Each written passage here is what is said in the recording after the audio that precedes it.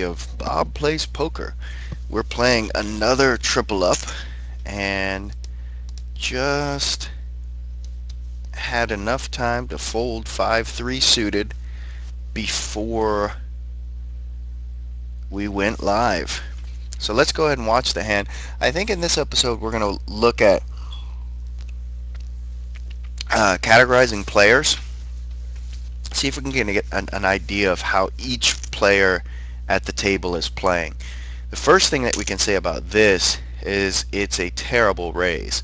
So he's already starting to look a little bit fishy, because when you have 20, 40, 60 in the pot, you raise 20, that puts 80 in the pot. He's getting 4-1 odds. The only time you can't call that is when you have two cards against aces, any overpair. So my 5-3, I couldn't call that against 6s, 7s, 8s, 9s, but I could call that against any other two cards. Any two cards that are higher versus two lower cards is around 60-40. Could be 65-30 if it's like two overcards versus two undercards. But when you're getting 4-1 odds, you can take that type of bet all day. It's like a little weighted coin where, he wins 60% of the time, but every time I win on my 40%, I get paid 5-1, 4-1. Yeah, I could take that every day. So,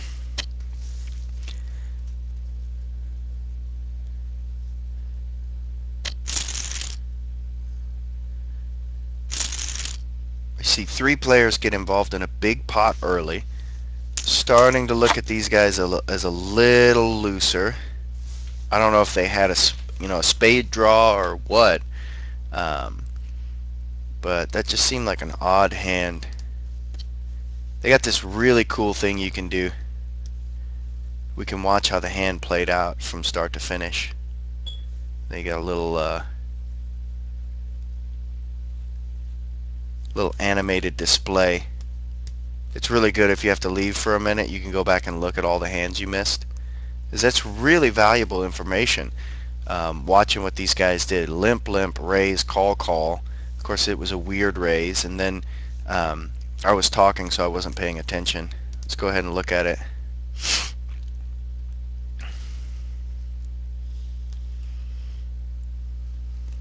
There's my 5-3, and it'll have it a little bit off because I always have my seat centered in the very center. See, he raises not enough, but the flop comes, he bets, he calls, okay? Then bet, call. Okay, and then check, big bet, fold. I don't know, that hand doesn't make much sense. So that tells me that these guys are probably a little bit fishy. A fish is a bad poker player. It's to be expected that you're going to see a lot of really fishy players in these lower stakes, because Daniel Negreanu is not going to pay $3 to come in for a triple up. Let's just be serious here. You're not going to see anybody who knows how to play poker most of the time. So why am I here? Well, there's a rule to bankroll management that you don't invest more than 5% of your bankroll in any one tournament. You'll notice right here, and actually you kind of want to be more in the 3% range, and I usually am more in the 5% range, especially in these lower levels, because I know that I'm better than most of the people who are playing. Of course, I've been losing a lot. A lot of that's been just playing poker at the wrong time, playing for the wrong reasons. If you play when you're upset, you tend to make bad decisions, and I've been making bad decisions. I know I'll be making bad decisions, and I'll just be sitting here playing in a funk. One of the reasons was quite interesting. It was late one night. I had stayed up, and I was really stupid. I thought I was playing for play money, and I was really playing at 50 cents a dollar with real money. It was this thing called zone poker, and it's rush poker. I thought it was just for play money. So it's the first time I had been to it, and I never have these clicked where you can play for high stakes. So I'm like, oh, let's just okay. This must be where the play money is because it's zone poker. It's not a cash game, right? So I go in and I click on the 50 cents a dollar, and I start playing. And before you know it, I mean, I was up $60 at one point, and then all of a sudden I'm not, and all of a sudden I'm down about 50. And it was then that I went and looked at my cash balance, and I was like, Bovada's stealing from me. And it was a few seconds after that that my jaw dropped and stayed down for quite a very, very long time. I wasn't even mad at myself. I was just, um, yeah, that's why you don't stay up late. Uh, there's not much else I can say about that except that I have a wry smile on my face as I say this. It was just pretty ridiculous. So ace four, obviously not a hand that we're gonna go gung ho, um, and we're just gonna go ahead and check, and we're gonna fold when it's our turn. Not really much more to it.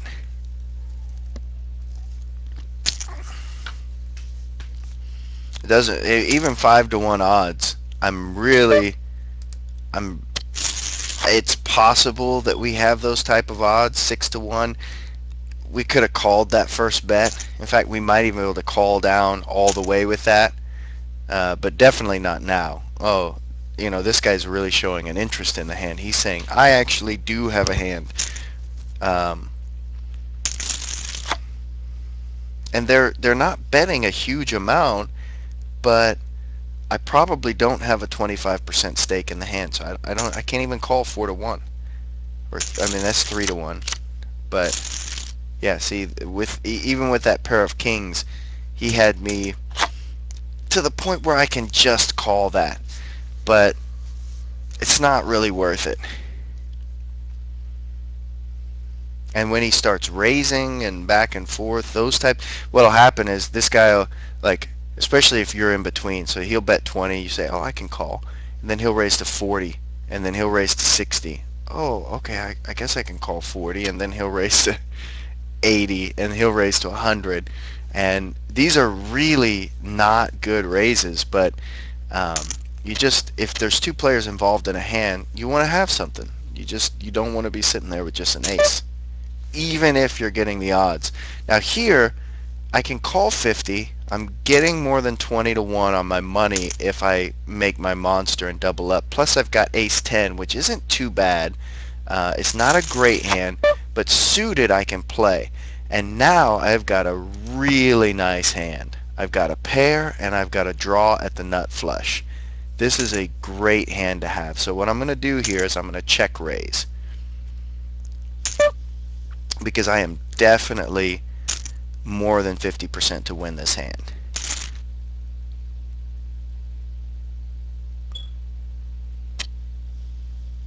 Don't worry, I can call here. I may even have the best hand. I may not. Okay, ace queen I don't. And I lost. But I was more than 50% to win that hand.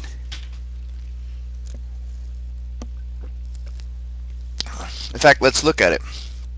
We can look at our calculator.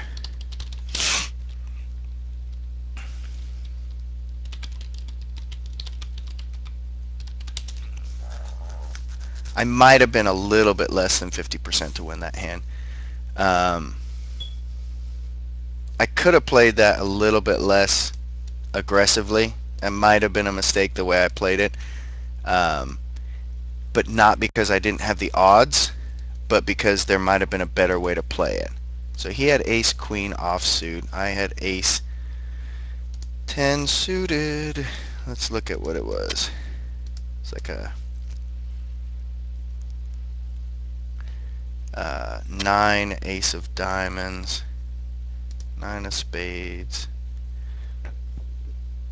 Let's just say the ace of hearts, and then I don't know why I didn't look at all of them. 5 of spades. 5 of spades.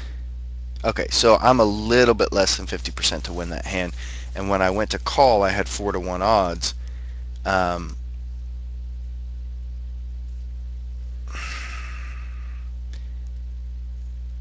Yeah, I played it too aggressively. Um, I knew I had a strong hand, but I didn't have to play it like that. I could have just, called the 120 and let another card peel off, actually make my flush before I start getting the money in the pot. Um, I don't know. Maybe I was just showing off, but that, yeah, that was way too aggressive. There's no reason to get involved in such a big pot so early, especially when we have a drawing hand. And when he raises again, shoves all in, I know I'm beat. At that point, though, there's not really much you can do. Um, when I check and you have a bet and call, that's when I should have just called behind. I shouldn't really check raise that hand because somebody has something where we're going to end up all in, and we don't really want to be doing that. So, short stack. We've got 7 big blinds, almost 7, and you want to find a place to get all your chips in, but it doesn't have to be just anywhere. With 6 big blinds, you can raise pretty much any 2 cards as long as you're the first person in the pot. So when he raises to 60, I don't want to re-raise because he's calling way too often. He just has to call 140 more. The pot odds are great. He's already said he has a hand, and so most of the time I'm going to be up against ace king flipping for my life, or any 2 over cards. I'm a coin flip. Or he has an actual pocket pair and decides to call me with maybe even pocket 4s. He's only calling 140 more and he gets to see all 5 cards. He says, "Hey, let's do it." And all of a sudden I'm flipping I'm totally crushed. When you look at pocket pairs, pair of deuces versus a pair of 4s. Oops. Look at that. You're like 7.5 to 1 or something like that. 5.5 to 1. Yeah, it's not a place you want to be. So when somebody already says they have a hand, now if I shove and then somebody has an overpair, one of the other people, then that's just how things go. But sometimes you're going to fold and you're going to get the blinds, and then you have a little bit more leverage when you push again, but you're not really looking to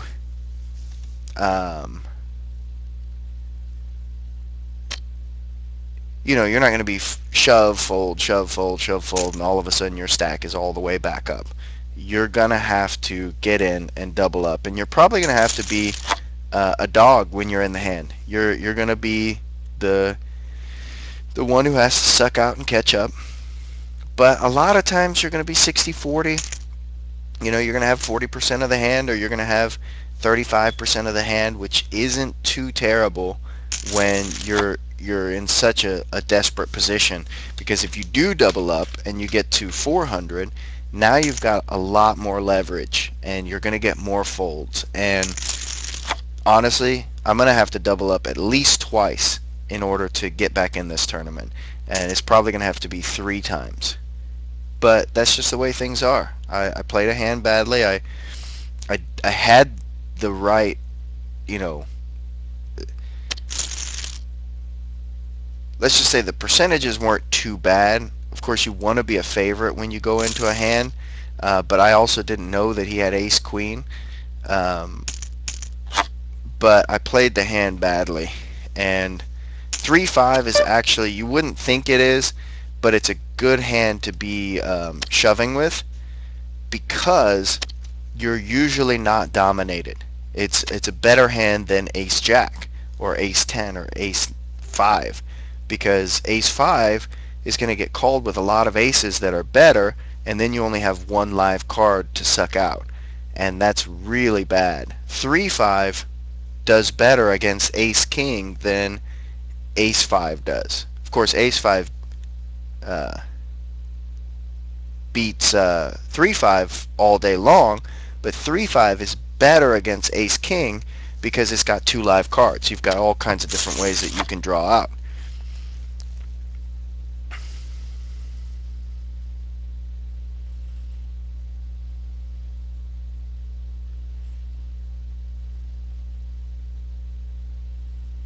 Yeah, I'm really regretting how I played that hand. Oh, but that's the thing. No Limit Hold'em, you make one mistake and you're gonna regret it. You can make one mistake and ruin your tournament.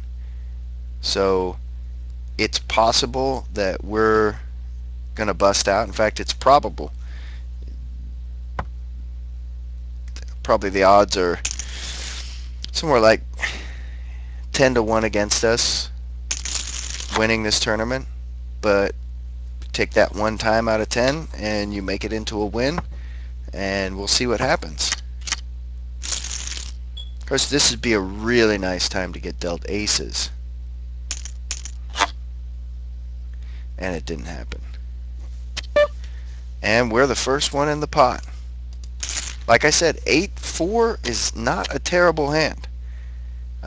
If I get called with ace-king, I have 40% of the hand. Also, because I'm shoving from earlier position, okay, never mind, I may get more respect, I was going to say, but I also have to go through more people. I got 2 callers, which is really not where you want to be. But I do have a gut shot.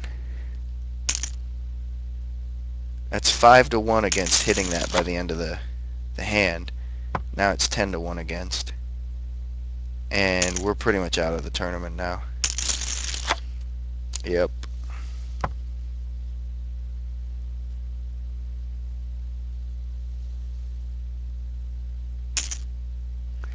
Well, this is a video you're never going to see.